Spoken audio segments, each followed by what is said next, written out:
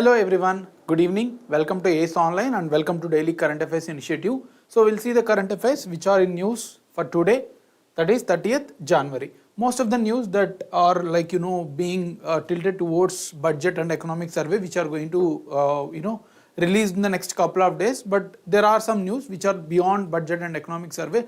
We will be covering separately budget and economic survey in coming days after the release. But for today we have some articles which are relevant for our competitive exams.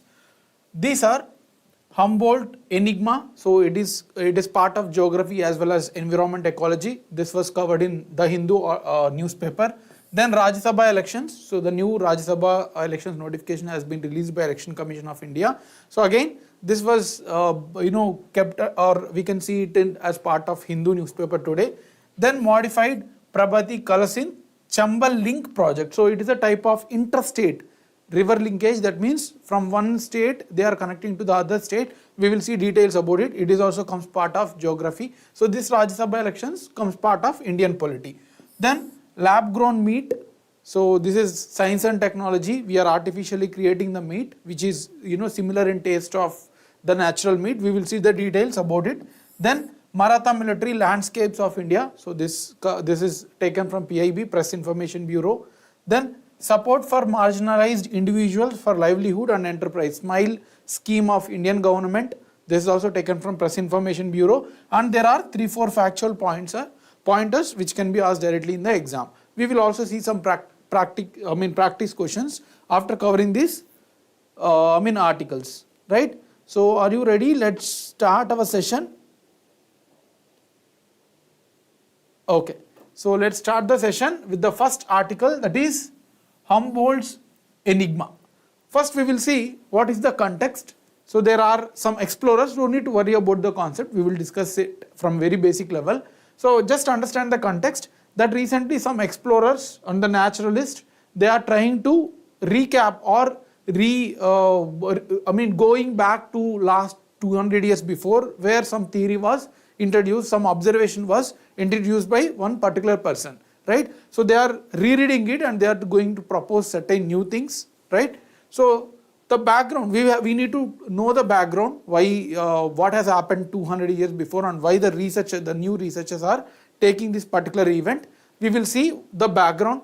In 18th century, right? In 18th century, Alexander Humboldt, a geographist, noted how climates were similar across various mountains. So he has observed that the climate across mountains in different part of the world, from Asia, from Europe, or from Africa or South America. So the climate in the mountains are same. Climate in the sense temperature, rainfall, all these things are same based on the latitude. So see here, this is Earth, right? So this is equator, this is Tropic of Cancer, this is Tropic of Capricorn, and there are different latitudes in between this, right? So the climate generally, sun falls between Tropic of Cancer and Tropic of Cancer, right? Tropic of Capricorn and Tropic of Cancer, right? So here usually the places on the same latitude, for example this is a 10-degree latitude here in South America, and the same here if it is located, say for example in Maldives, there are some mountains. So the temperature or climate is usually same in one single latitude, right? If you keep on increasing the latitude, reaching to the Arctics, here we have North Pole, here we have South Pole, Antarctic Circle as well as Arctic North Point and South Point, or Arctic, you can call it as the Arctic and it is Antarctic. Usually the climates are same throughout the latitudes, right? So that's why the vegetation usually you can see the type of plants they grow, the type of vegetation or biodiversity that happens is similar throughout the latitude in general. There will be certain local conditions, of course, changes, but in general it is same. So he observed this, this particular person has observed that the climates were similar across various mountains. The mountains in India are same as the same latitude that is in Mexico, but the specific features occurred in the mountains varied with the elevation. So here, if you go to this mountain is in Mexico, okay? So this mountain is in Mexico and this is in India, for example. So here he has observed that there is in general, there is same type of mountain, same type, because of same type of climate.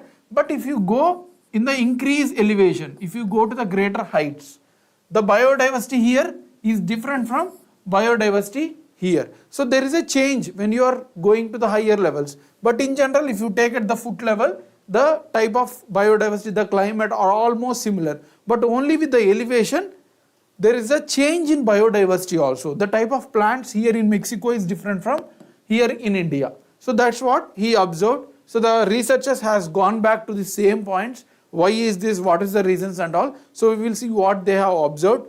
Humboldt has suggested that there was relationship between temperature. So climate means temperature, altitude, humidity on one side, and occurrence of pattern of biodiversity. So whatever the plants, whatever the animals, flora, fauna that are growing are having relationship to the climate. That's why that type of biodiversity in India is similar to Mexico, which have the on the same latitude. But with the elevation, with the increase in elevation in the mountains, there is a change in flora and fauna pattern. That was his observation. So from this slide, what we have observed, whatever he observed, Alexander Humboldt, whatever he observed, that we have came to know that there is a similar type of climate and there is a similar pattern of mountains in different regions in the world or on the earth based on the latitude. But with the elevation, there is a change in biodiversity. So that he observed. Now he left it. That he observed, but he could not able to prove or he could not able to tell exact reasons what happened and all. So that's why there is a still researches are going on. 2 centuries later, so now in 20th century approximately, the new 21st century, so the new scientist has taken up this challenge. Why there is a change in this type of biodiversity, varying biodiversity when you are increasing the elevation between different mountains. So they have taken up this challenge. Now based on their findings, they have observed, they have went to all the parts of the world and they have collected data, and what they have proposed certain version. So in their own sense, they have proposed certain version which is named as Humboldt Enigma. So we will see what is that Humboldt Enigma and all. Just understand that there is existing one proposition and they have tested it, and finally they have observed certain things and they have named it as a Humboldt Enigma. Now we will go to the actual concept, that is Humboldt Enigma, what the researchers has proposed. This is a type of event which is varying biodiversity in the mountains. So same thing what Humboldt observed, they have proposed that there is a variation, but they have also noted certain reasons for it. So what is Humboldt Enigma? So it is a type of biodiversity in mountain regions. It is a type of varying biodiversity in mountain regions which is going contradictory to the actual latitudinal. So here if you see, there is a tropic of equator region. So this is a tropics region. So if you are increasing, if you are going from this region to the Mexico, from India to here, in the mountains, there is a going contradictory. Usually the climate here is same.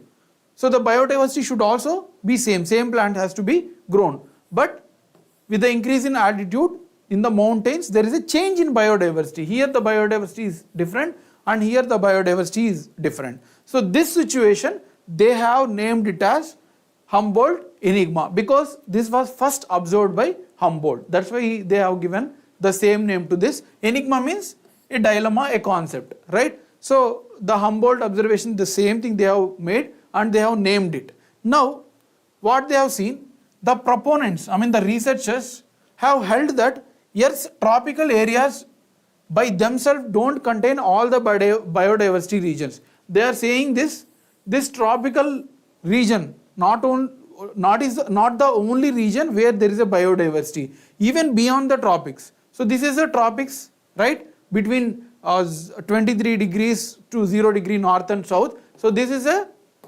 tropical region. So researchers are saying that don't think that the biodiversity in this region is the richest.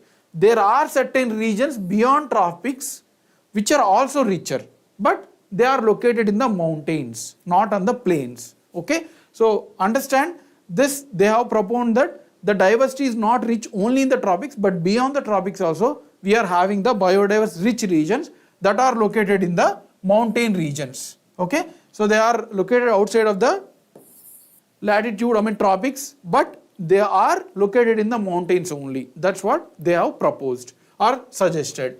Indeed, while we expect diversity to decrease away from the tropics, so that's what they are saying. So in general, from 0 degree to 90 degree latitude, if you keep on increasing the latitude, there is a decrease in biodiversity, the richness of the biodiversity. But in mountains, it is much more richer when we compare to the normal plains. So it is going contradictory to the latitude.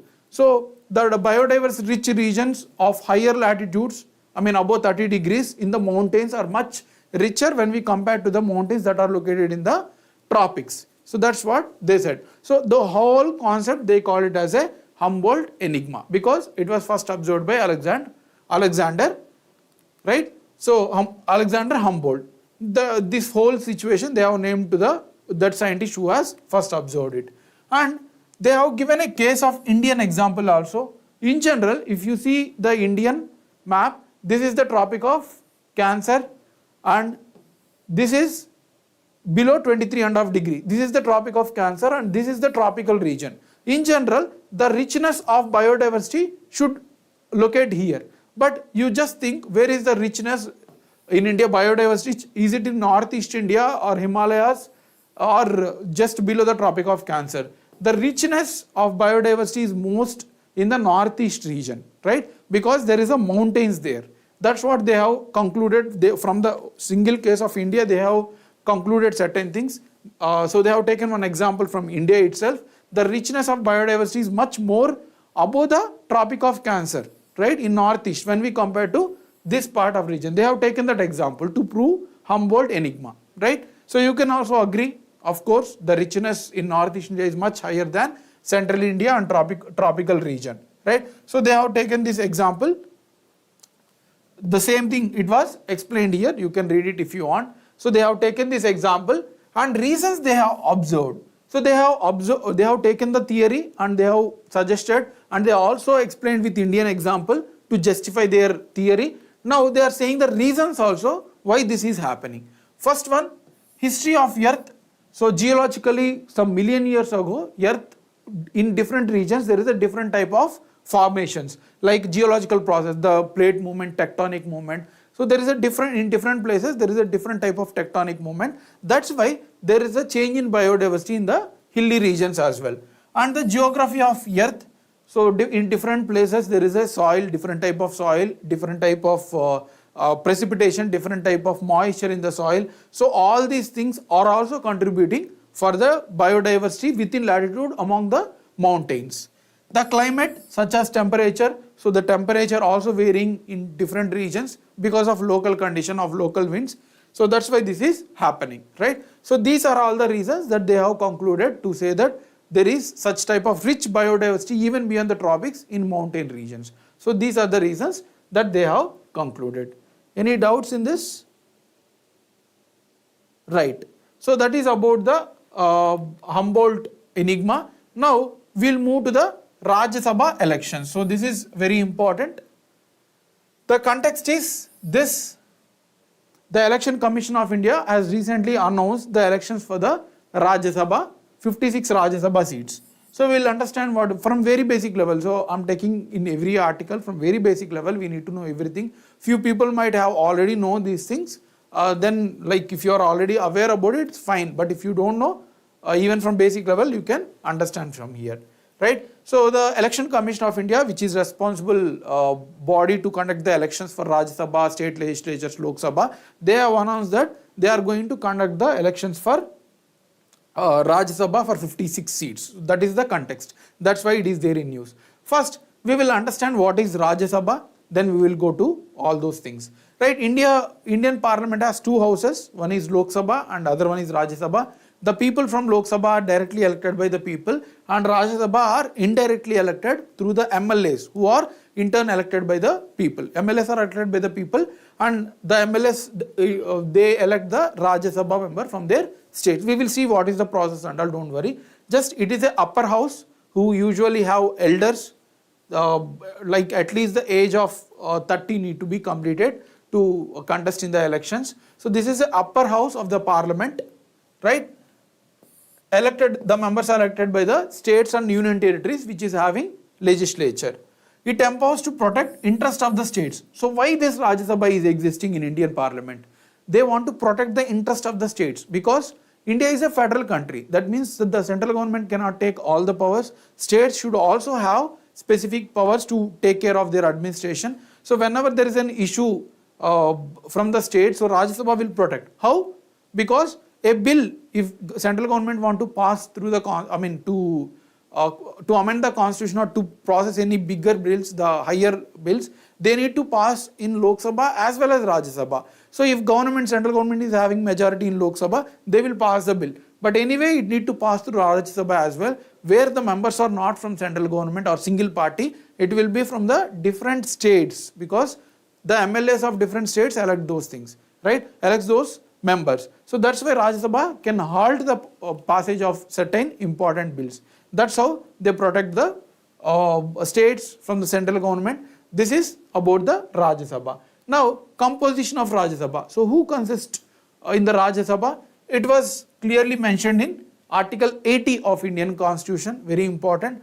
So it deals with the composition, who need to be elected or who should be part of Rajya Sabha. The maximum strength of Rajya Sabha was given by 250 in the Article 80. Very, very important. The maximum numbers that can be elected to the Rajya Sabha is 250. Out of 250, 12 members are nominated. That means president through cabinet, like central government, if they wish to propound certain members. So you can see Sachin Tendulkar was also nominated by the president a decade ago, right? So similarly, those people who are having certain arts background, sports, they can be promoted to as a nominated member to the Rajya Sabha. This is to assist or to give expertise in certain fields, right? So out of 250, there are 12 members who are as nominated. They are not elected but nominated, right? And remaining 238 are elected by the MLAs of the respective states. So this is the composition which is clearly mentioned in Article 80, and also in Article 80 under the provision 3 has provided that members nominated by president should have certain expertise. So literature, sports, social service. So even from Andhra Pradesh, you can see a decade ago, the actor Megastar Chiranjeevi also nominated to Rajya Sabha. Similarly, Sachin Tendulkar was also nominated to Rajya Sabha. So these are the conditions that article has kept to the person who can be nominated to the Rajya Sabha.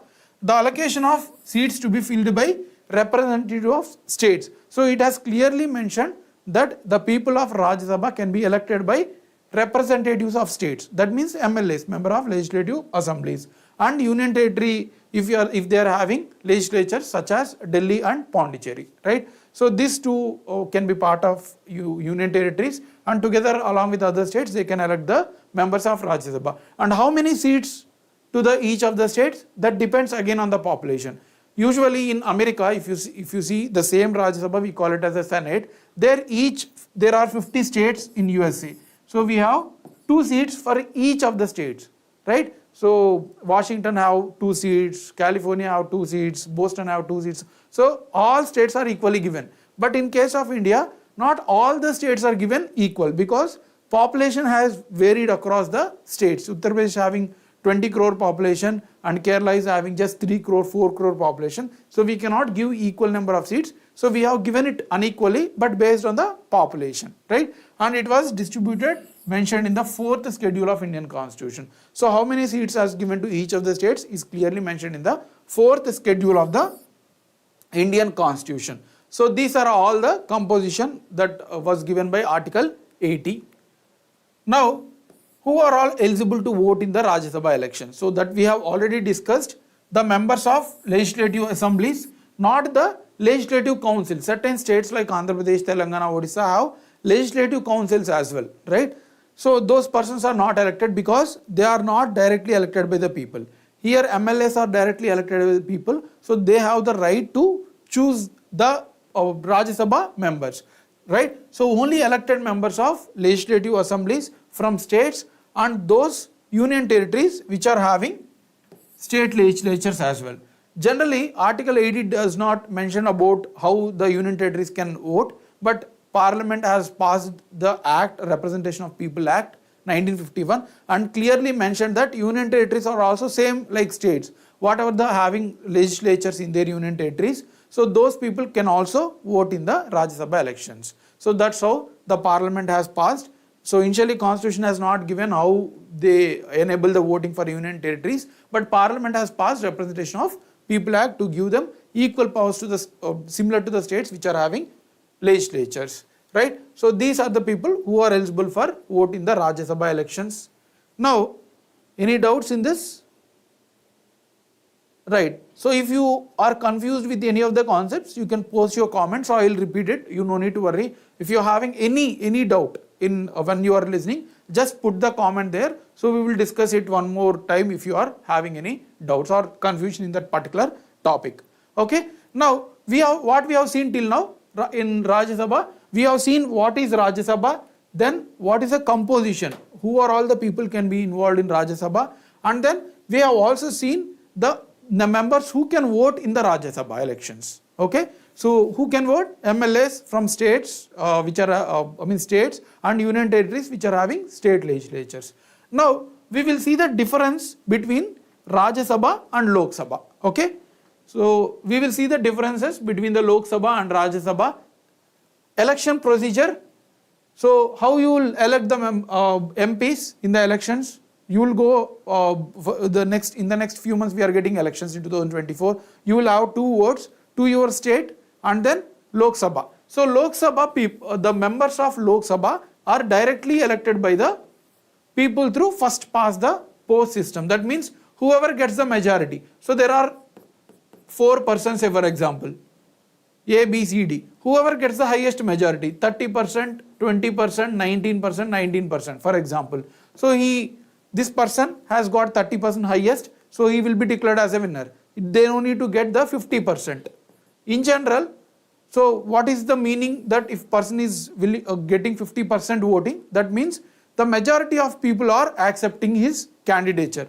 But here, he is getting only 30% of votes. That means 70% people, they don't want this particular candidate, right? Still, he is gaining that seat because among the raising people, like 4 people are raising here to win, and he is the one who first passed this post, the eligibility. So that's why he or she is given with this member of parliament, even if they are not getting 50% of votes. So that is called as first past the post system. Whoever pass the given criteria, they are the winners. But in case of Rajya Sabha, understand here, in case of Rajya Sabha, members are indirectly elected. So an MP from Rajya Sabha is not directly voted by the people.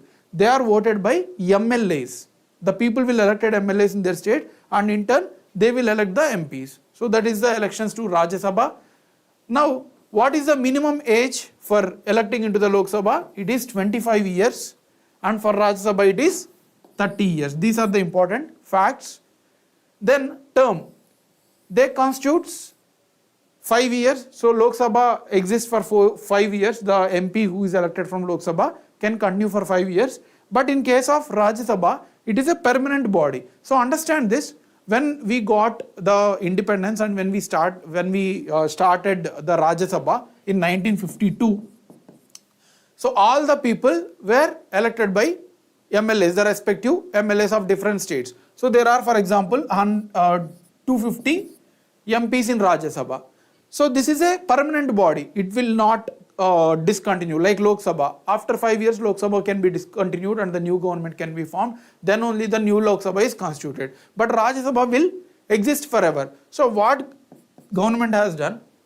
1/3 out of 250. I mean, in the constitution itself, it clearly mentioned. So 1/3 among 250 will retire after 6 years. So from 1952 to 1958. 1958, right? So that is the term, the usual term for any member, I mean from Rajya Sabha is 6 years.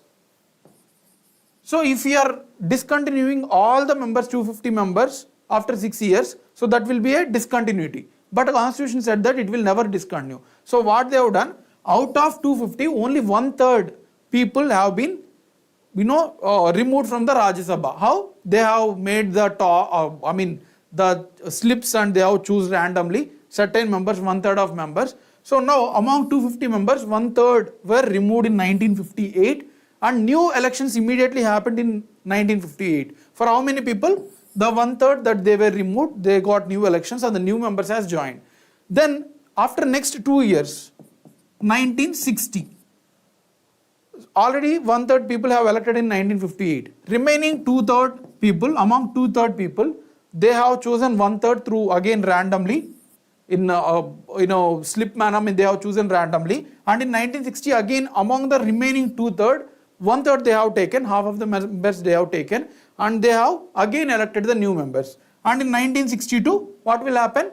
The remaining one third, whoever are continuing from 1952, they were removed and new members has been elected. So similarly for every 2 years, one third members will keep changing till now it is continuing. So it is a permanent body unlike Lok Sabha, right? Now chair of the house, so here speaker will head the house, whereas in Rajya Sabha it is vice president, right? So vice president is the chair in the Rajya Sabha. Next, composition. So we have already seen in Lok Sabha, in Rajya Sabha we have already seen. Lok Sabha the maximum strength is 550, whereas in Rajya Sabha it is 250. And in Lok Sabha 530 members represent states and 20 members represents union territories. So union territories also will be represented like Pondicherry and Delhi. So states represent 530. As of now, the total strength is 543 as of January 2024. The total number of Lok Sabha members is 543. Here total 250 and 238 from the states and 12 members are nominated. We have already seen this. As of now, the total membership of Rajya Sabha is only 245. Okay, so that is the composition. Electoral college, so we have already discussed, any citizen beyond 18 years can participate in Lok Sabha, whereas in Rajya Sabha only MLAs from states and MLAs from union territories which are having legislatures, only those people can participate in the elections, right? So this is the difference between Lok Sabha and Rajya Sabha. Now we will see the process of election. This is the critical one to understand. This is the critical one to understand how the process will be done, right? So here, let's take one Rajya Sabha seat from Hyderabad, for example, right? So there are person A, person B, person C and person D. These four persons has filed the nomination to contest from Rajya Sabha Hyderabad seat, right? So for any person like MLA who is eligible to vote, so not all the MLAs across the India are not eligible. For Hyderabad seat, only those MLAs from Telangana will be eligible to vote, right? So here each MLA will get a voting slip with four names: person A, person B, person C, person D. So total 4 persons names will be there. Okay. So here there are 4 people contesting, but only one can win in this, right? So an MLA got this slip. So what he has to do? He has to give 4 preferences. For example, he has given first preference to A, then preference to B, then preference 3, 4. So he has given preference. So first he want to choose person A, and next if not person A, then person B is second preference, third preference, fourth preference. Then other MLA 2, one more MLA 2, he has given first preference to person D, then second preference to person C, then third preference to person B and last preference to person A. So here all the MLAs will give preferences, whatever the MLAs from the particular legislature, they will give preferences. So here election commission, what they will do after election, they will count all the first preferences. They will count from MLA 1, MLA 2, MLA 3, MLA 4. From all the things, they will first count the one number who has given the first, which person, A, B, C, D, among A, B, C, D, who got the highest first preferences. If this person has got 50% votes plus 1. So exactly 50% means not majority. So this is not the case. So if there are, for example, 1000 votes, so 500 plus 1. So 501 if this particular person has to get. So here the first preferences, if a person A has crossed 50% plus 1 vote, then he will be declared as a winner. But if this person has got only 45% and others all together they got 55%, then what they will do, they will count the second preferences, who got the highest second preferences, person A, person B, person C, person D. So all these will be converted into, the second preferences will be counted as a first preferences. So if second preferences, this person has got 6%, so 45 already got plus 6%, so beyond 50%, so he got 51%. This person will be declared as a vote. If not, again they will go to preference 3, finally they will go to preference 4. So all these people who has lost in the first preferences will be removed. So that's how the elections or the Rajya Sabha members are elected. You no need to worry too much technicality, that is not going to ask you unless until you are writing higher level exam, that too in mains they will ask. But just understand that this is not the case of Lok Sabha, that you just need to get some first pass the vote. Even if it is majority less than 50%, you can win. But in Rajya Sabha, you need to get 50% plus 1 seat from all the MLAs, right? So that is the process of election from Rajya Sabha, right? So any doubt in this? Right. So that is about the Rajya Sabha election. So all the facts are all very important. How the elections happen, what is the comparison between Lok Sabha and Rajya Sabha, how many seats are there, how they are elected, who can vote. So all those things are very important. Next, third one, modified Prabhati, Kalisin, Chambal, ERCP link project. Don't worry, there are a lot of names. We will break it down into different parts and we will understand, right? So recently the context is this. You can see there is a change in government in Rajasthan. So the new BJP government has formed. So that's why it was successful in agreeing between Rajya Sabha and Madhya Pradesh. Earlier in Rajya Sabha there was a Congress government. So that's why the project has not taken forward. Now Rajya Sabha and Madhya Pradesh has signed a memorandum of understanding with the central government, Ministry of Jal Shakti, to implement modified Prabhati, Kalisin, Chambal project. So there is a new project. We will see what is the project and all, don't worry. So the new governments of Rajasthan and Madhya Pradesh has agreed to implement this project with the support of Ministry of Jal Shakti. So that is the context, that's why it is there in news. Now first we will understand what is the breakage, the background part. The project was envisaging integrating of long pending PKC, that means Prabhati, Kalisin and Chambal.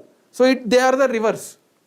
This Prabhati, Kalisin and Chambal are the rivers. See, before going into discussion, briefly I will tell you how the situation is. In India, we have monsoon in different states with a different amount. For example, generally in the Western Ghats, we have more amount of water because there is a high amount of monsoon. Similarly, in certain regions of central India, we have high amount of rainfall, and in certain regions, we have less amount of rainfall. So what government is doing? Government is trying to connect between the rivers. From one river to other river, they will create a channel and connect so that water in excess, the amount of excess water that is located in one river will be transferred to the other rivers which are not having too much amount of water. So why they are doing it? Because the people surrounding that particular rivers which are having less amount of water can have drinking water, irrigation to conduct agriculture. So that's why government is interlinking the rivers within India, right? So that is the objective. The same way, there is already existing 2 projects in 2 states. This ERCP is in Rajasthan,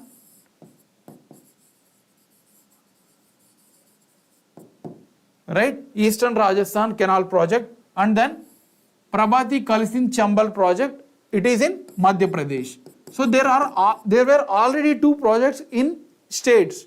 So in Madhya Pradesh there is one project, and in Rajasthan there is another project. Now they are going to connect the 2 projects between Rajasthan and Madhya Pradesh. So that is the background, the context. So here it was actually a long pending. Government has tried to brought it much earlier, but there was, because of political issues, governments were not able to connect these two projects. Let's understand what is Prabhati Kalasin Chambal link project. So they will ask in the exam from which states they are passing through, from which river to which river they are transferring the water. So all these things they will ask in the competitive exams, right? So Prabhati Kalasin and Chambal link project, it aimed to divert the surplus waters of Prabhati, Nevaj, Kalasin. So this Prabhati, Kalasin were having high amount of water because of good monsoon, and Chambal river is known for bad land topography and also having very less amount of water, right? So from here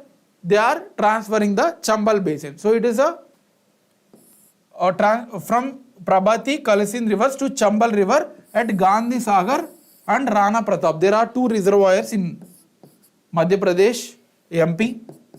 So in Madhya Pradesh, the government has taken that they will transfer the excess water from Prabhati, Kalasin rivers towards the Chambal. So Chambal river basin is located in Gujarat, Rajasthan and Madhya Pradesh as well. So Prabhati, Kalasin is also located in Rajasthan, Madhya Pradesh. But the basin area of Prabhati and Kalasin, which is in Madhya Pradesh, they are transferring excess water toward the Chambal, right, which is having less water. They have already prepared this project. And in Rajasthan, so this is in Madhya Pradesh, within state itself, they are transferring from one river to other river.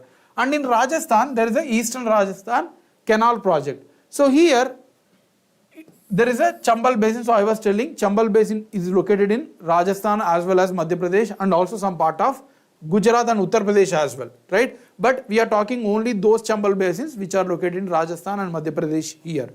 So here, Eastern Rajasthan canal project, which was taken by Rajasthan, are transferring the excess amount of water from Kalasin, Prabhati, Mej, Chakan and other sub-basins towards the other rivers in the basin, Banas, Gambhiri, Banganga and Prabhati. So don't worry about these things. You will easily remember it if you keep doing 2-3 times, because this is a factual things. I am just explaining you the concept. So within Rajasthan, they have taken this project, and within Rajasthan, from these regions, right, from these regions, they are transferring to these regions, because development has to take place equally within the state. It cannot be developing only one region and ignoring other region. It has to be developed across the state. So Rajasthan government has taken this project and Madhya Pradesh has taken this project. Now there are two different projects in two different states. Now central government is trying to connect these two different projects from Rajasthan to Madhya Pradesh. That's what the whole project is. The modified PKC ERCP. So these are two projects, Madhya Pradesh and Rajasthan. Now they are connecting between the states. So earlier they are intra-states. That means within state they are having two different projects.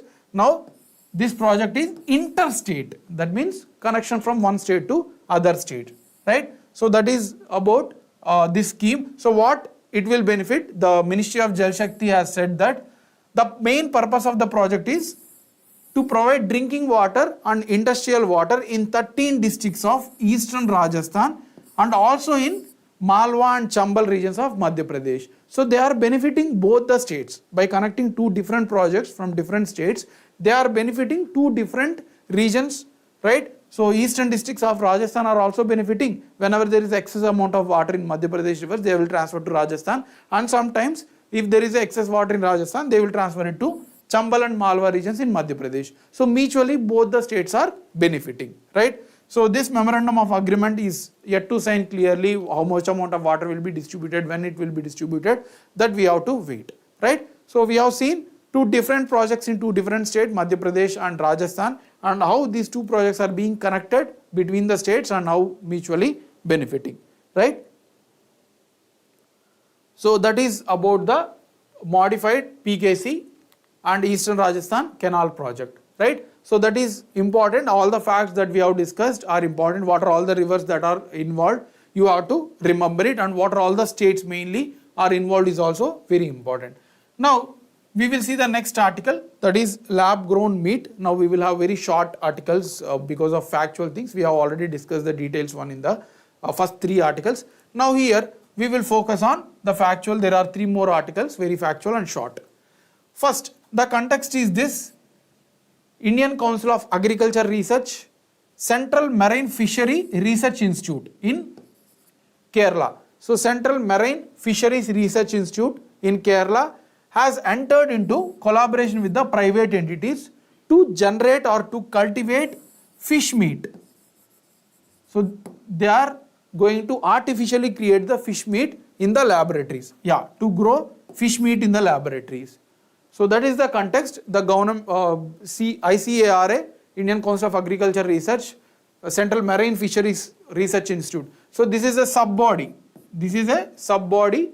Central Marine Fisheries Research Institute is a sub-body of Indian Council of Agriculture Research. So it is mooted or collaborating with the private entity to generate the fish meat in laboratory. That is the context. Okay. Now, what is lab grown meat? So the name itself says the meat is grown in lab rather than directly taking meat from the live birds or live animals, right? So cell cultivated meat, it is also called as cell cultivated meat. So the whole human body or any of the living bodies have cells. So our skin have lakhs of cells. So our every part of our body has nothing but constitute of cells. So they will take some cell from the bird or animal which they want to intend to grow. Here you can say it as a fish.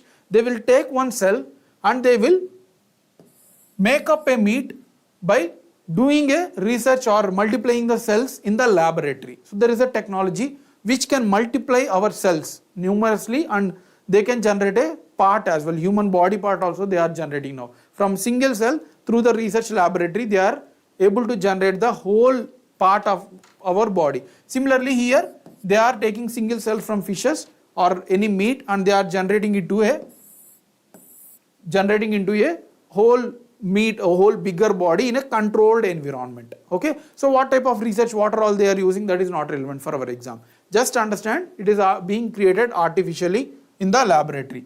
The process takes place in the bioreactor or cultivator. So these are the bioreactors and cultivators where a single cell grow into a bigger number of cells and it can generate a bigger body or part of the animals or any other living birds as well, right? So the cells are then processed. So that's what I was telling. The cells will be processed in the bioreactors and they can generate the part. So why there is a gaining popularity in recent years? So why we are already having the meat which is naturally generated, right? So why there is a growing demand for laboratory meat? See, there are reasons. You might have already experienced COVID because we got the disease from some live birds, right? And we have seen in number of articles during COVID times, they have seen the Chinese markets, how it is transferring diseases from animals, right? So you might have already understood the reasons why it is gaining popularity. First is growing demand. So for the non-vegetarian, there is a growing demand. Earlier, the amount of non-vegetarian that is being consumed is less because we have less amount of population. Now we have 140 crore, but the growth of birds and animals is not in synchronized with the growth of our Indian population, or not only in India, world population, right? So that's why there is a growing demand for meat, but the amount of natural meat is not available. Now what is the option? We need to generate artificially in the laboratories. So that is the first reason. Second reason is food security. So food security means what? Having all amount of nutrition in a proper manner. You cannot eat continuously idli for all the days, so you won't get it. We need to have meat, we need to have fruits. So it is called as a nutritional food and in turn gives the food security for the individuals. So because of lack of meat, it may affect our nutrition content. So if we are able to generate the artificial meat, we can promote the food security. So that is the second reason. Third reason is environmental benefits. So that's why the diseases from animals and other birds are transferring to humans. So you have already seen during the COVID years. So to overcome this, they want to generate the artificial meat. And also there are environmental problems if you are killing certain amount of important keystone species, right? So like there is a killing of tigers, there is a killing of deers, right? So again it will have a environmental effect, there is a climate change and all. So this is also one of the reasons. Experts also said that lab grown meat can be customized, like whatever type of meat we want fried, we want some boiled one, so we can customize the food according to our needs. So these are the reasons why there is a gaining popularity for lab grown meat. Let's see how it goes and how it is going. There will be certain challenges, of course, so those challenges, once we start doing research, we will come those challenges, right? So that is about the lab grown meat. Now the next article is Maratha military landscapes of India, right? So the context is this. You might be aware about Marathas already if you have already read history, established by Chhatrapati Shivaji in Deccan region. So the context is this, why it is there in news. Recently, Indian government has proposed the Maratha military landscapes of India to the UNESCO list. So government has proposed that we need to get the tag of UNESCO World Heritage List. We will see what is UNESCO World Heritage List and all. Just understand the context that government has proposed with the name Maratha Military Landscape of India to be part of UNESCO World Heritage List. It is not yet part, but government has proposed it. There are 12 forts that government has mentioned. You no need to worry. Salher Fort, just generally read it, and if question comes to what they are related, you can directly answer it as a Marathas. Shivneri Fort, where Chhatrapati Shivaji has born. Lohgad, Kanderi, Raigad, Rajgad, Pratapgad, Suvarnadurg, Panhala Fort, Vijaydurg, Sindhudurg in Maharashtra, and the only fort in Tamil Nadu, Ginji Fort. So this is also ruled by Marathas. Certain part of Tamil Nadu also ruled by Marathas, and there was also established a single fort. So all these 12 forts they have listed and put it as a name as Maratha military landscapes, and they have proposed for UNESCO list to be announced in the next coming year, right? So let's see briefly about Maratha Empire. I am not going to discuss what has happened, how many kings are come. So it takes a lot of time to discuss Maratha Empire. So that is not the intention of this session. Just to make you understand what is Marathas, if certain students will be there who don't know about Marathas and all, right? So just to make you know in a brief account. So Maratha Empire was early modern empire or later medieval. So it was established in 7th century. So Europeans has already come in 15th century, Portuguese, and then in 16th, 17th centuries, we have Britishers, Dutch, other Europeans has already come. So usually we consider 17th, 16th, 17th centuries as a shift towards the modern history. So this is part of early modern Indian Empire. So Marathas was established in Indian subcontinent, formally began in 1674. This is also important. Formally Maratha Empire was established in 1674 by Chhatrapati Shivaji, right? So Chhatrapati Shivaji has established, we are also having the nickname as Chhatrapati. So the general name is Shivaji when he born, right? So he established in 1674. Later Bajirao won. So there is a movie also, Bajirao Mastani, which was created with the greatness of Bajirao won. So Shivaji established the kingdom. It was actually increased. See here how far the Maratha Empire has reached.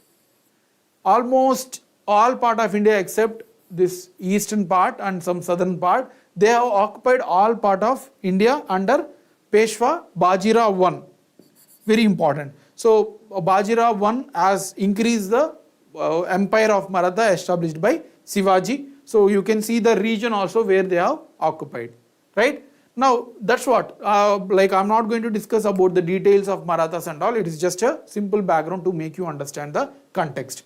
So there are certain regions in Maratha Empire. So Maratha Empire has mostly concentrated on the west coast, this Western Ghats region. This is only for specific period of time, in the peak period, but it was mostly focused on the Western Ghats. So Western Ghats has lot of hill regions. They have developed the guerrilla tactics. That's why they established number of forts across the Western Ghats. The geography there has suited to establish the forts, right? In other parts of India, you won't see this many number of forts.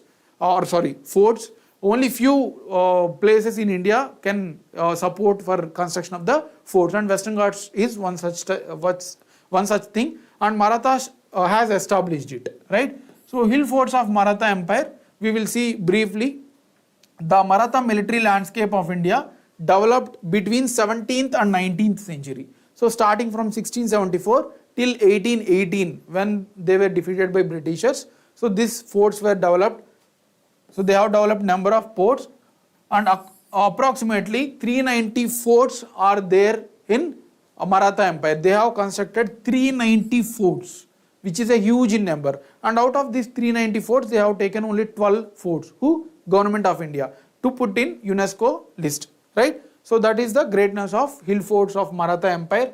Now we will see what is UNESCO World Heritage Sites. So UNESCO is a United Nations body, United Nations Economic, Scientific and Cultural Organization of United Nations.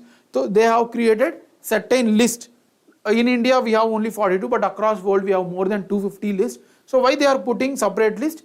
To promote the tourism, culture, and to protect the ancient culture across the world. So they are preparing separate list, and India is also having approximately 42 such type of list across the world. They are recognizing and protecting those monuments. So that is World Heritage Sites, right? So this is about the data that I have already discussed. You can go through it if you want.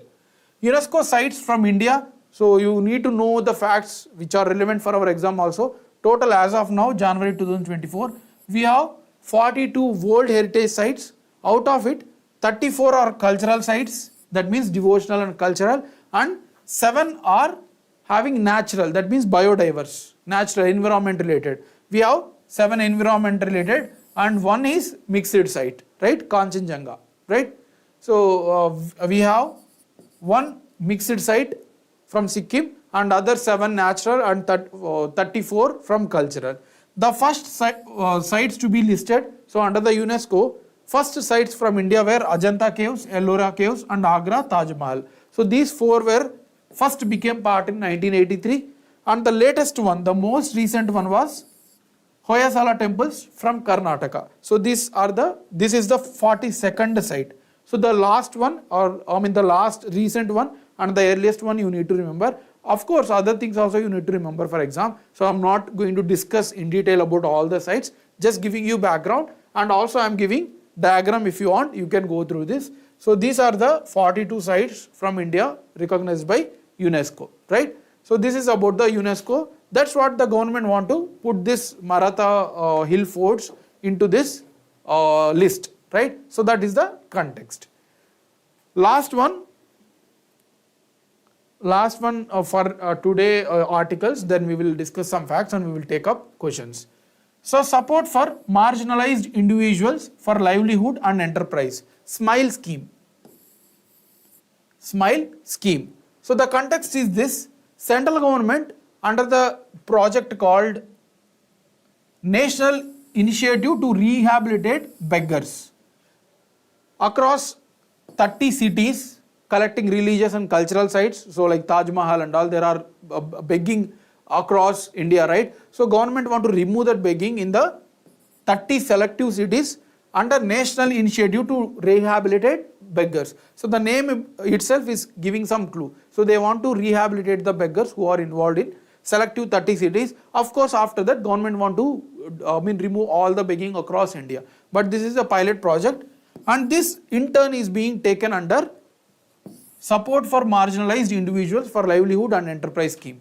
Already there is an existing scheme, that is SMILE scheme. Under this scheme, there was a sub-initiative called as National Initiative to Rehabilitate Beggars. Under which scheme this being taken like that, the questions can be asked, right? So across India, they have selected 30 cities to remove the begging across religious and cultural sites. And the goal is that, so the goal is to reduce begging completely by 2026. So we have 2 years, and within these 2 years, government is aiming to remove begging from this 30 selective cities. Now, the outreach in 30 cities is being implemented under SMILE initiative. That's what I was telling. So this is part of SMILE initiative. Okay, let's see the details about the SMILE initiative. So it is being initiated by, it has already initiated by Ministry of Social Justice. This scheme is initiated by Ministry of Social Justice, and there are 2 sub-schemes. One is for welfare of transgenders. So central sector scheme for comprehensive rehabilitation of transgenders. So you can see transgenders also involved in the begging. So they want to support the transgenders as well. And also the other one is beggars. So there is a two sub components under the SMILE scheme. One is to rehabilitate transgenders and other one is to rehabilitate beggars involved in begging, right? So the scheme provides for following: scholarship for transgender students. So the students who are discriminated, who are facing the issues, they are going to support the scholarship to educate them, right? And skill development under PM Daksha scheme. So the scheme is integrating with the other schemes, right, to support. Then provides comprehensive package convergence under Pradhan Mantri Jan Dhan Yojana. So they are also providing bank accounts and they are also providing housing under Garima Greh.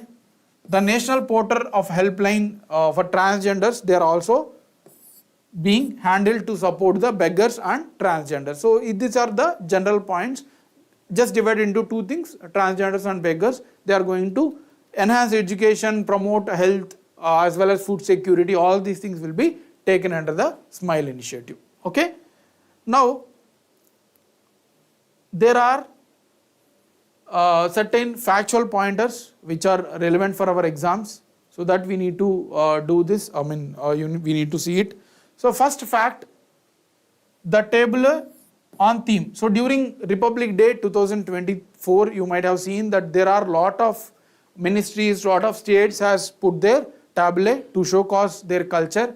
So under that, government has announced that India Mother of Democracy, which was a theme of Ministry of Culture. It is this one, you can see here.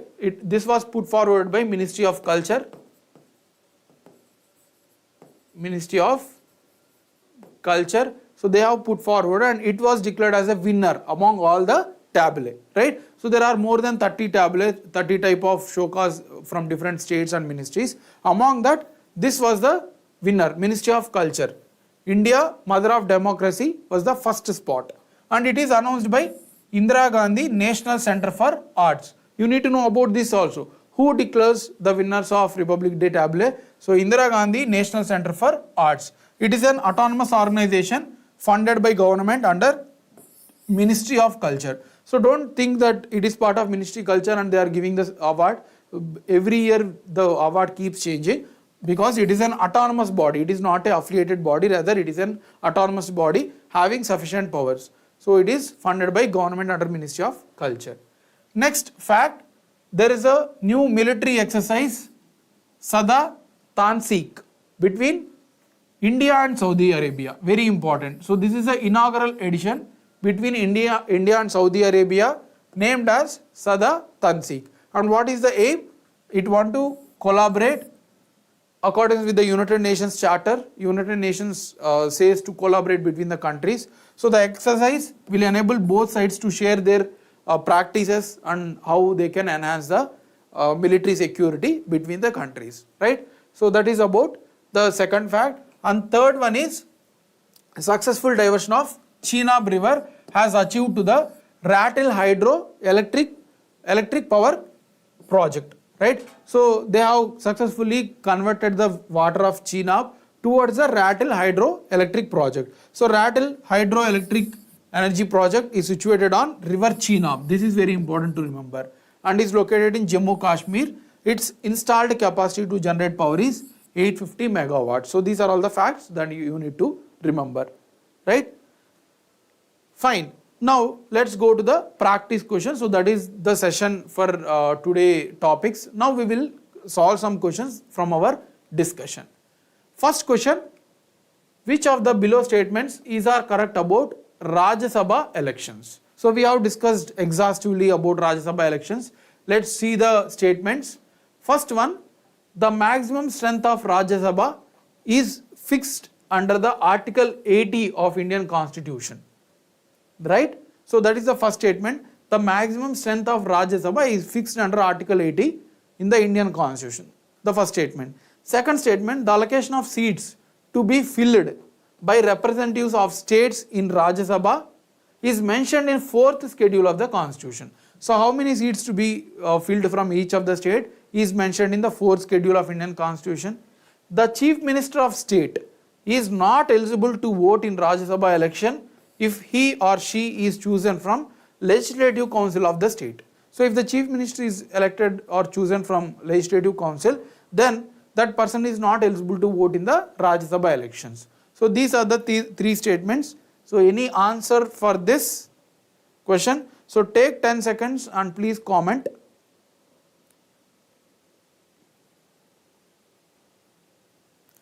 Read the statements clearly and answer it. So we have discussed it exhaustively, but the questions will not be directly coming from the books. See, that's what the students, most of the students do the mistake. Whenever they are reading, they try to factually mug up the things rather than practically assuming the things that you are reading. It is very important to understand comprehensively. You understand the situation. If, say for example, if someone is electing, so visualize that situation, then you will be able to understand it and you will never forget it. So the questions now are not directly coming from books, but rather they are applying it the knowledge from the books, right? So anyone answer is A, someone has answered it as A. Let's see the answer now. First statement, maximum strength of Rajya Sabha is fixed under Article 80 of Indian Constitution. Yes, it was mentioned as 250 fixed by Article 80. So option C is eliminated. Then the representatives of states in Rajya Sabha is the allocation of seats to be filled for each of the states is mentioned in 4th schedule. Yes, that is also correct. So different states, it has mentioned clearly how many seats has to be elected from each state. Then the third statement is little bit confusing. The chief minister of state is not eligible to vote in Rajya Sabha election if he is chosen from legislative council of the state.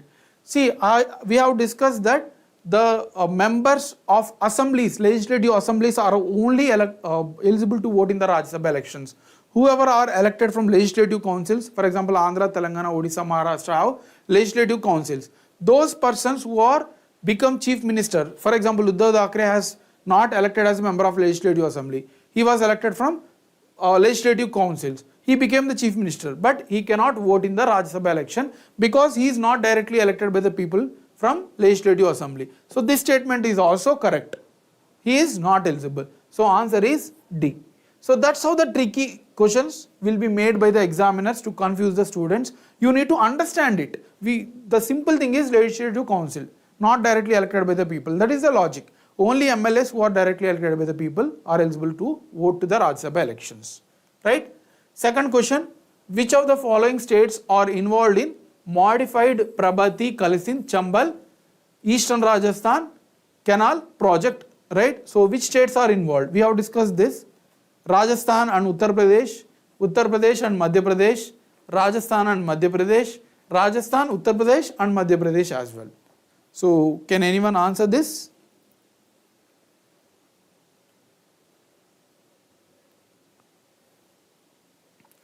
So this is very direct question. I hope someone will answer. Yeah. So we'll see. We have discussed that there are two projects, PKC. This is in Madhya Pradesh, and Eastern Rajasthan Canal project is in Rajasthan. So only two states along with the center is central government is also handling it. So answer is Rajasthan and Madhya Pradesh. So answer is C. Very direct question, factual questions you can see in the exams. Which of the following international organizations lists down the World Heritage Sites? So which international organizations take care about World Heritage Sites? List down. So first one is Organization for World Heritage Cities, United Nations Education, Scientific and Cultural Organization, United Nations Economic and Social Council, United Nations Human Settlement Program. Right? So anyone can answer this? Can anyone answer this? Very simple question, direct question, which usually asked in most of the exams. So not Organization of World Heritage Sites, it is B, UNESCO, right?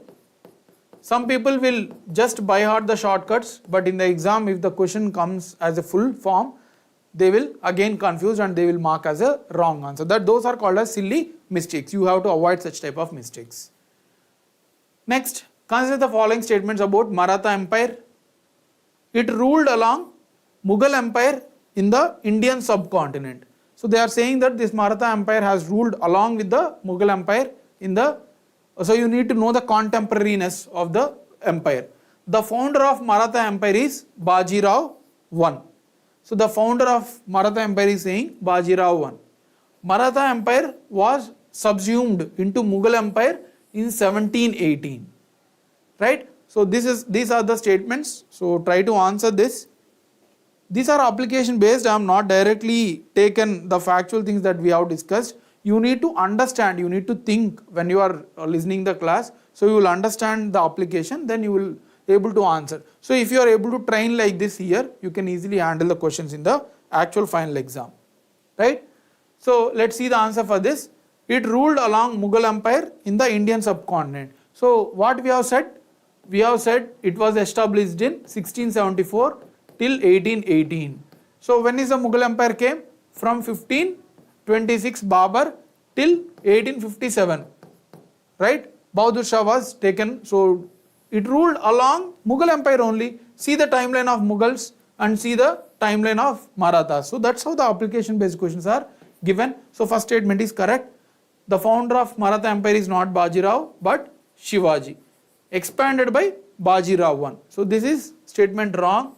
So 2 should not be there. 1 should be there.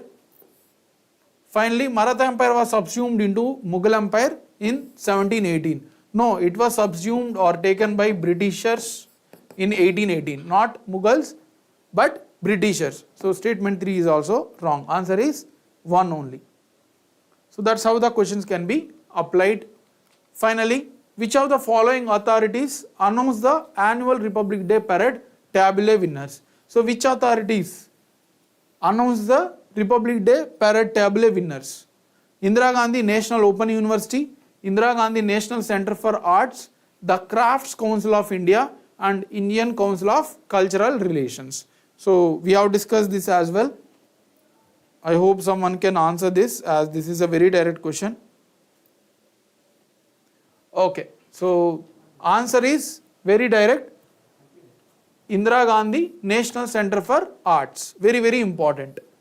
It can be asked in the exam, right? So these are some of the practice questions from our today's session. So thanks a lot. Keep following and listen the classes regularly. You will understand it one by one. Even if you are feeling difficult in the initial phases, it will be much easier once you know the basic knowledge that is happening in the contemporary issues.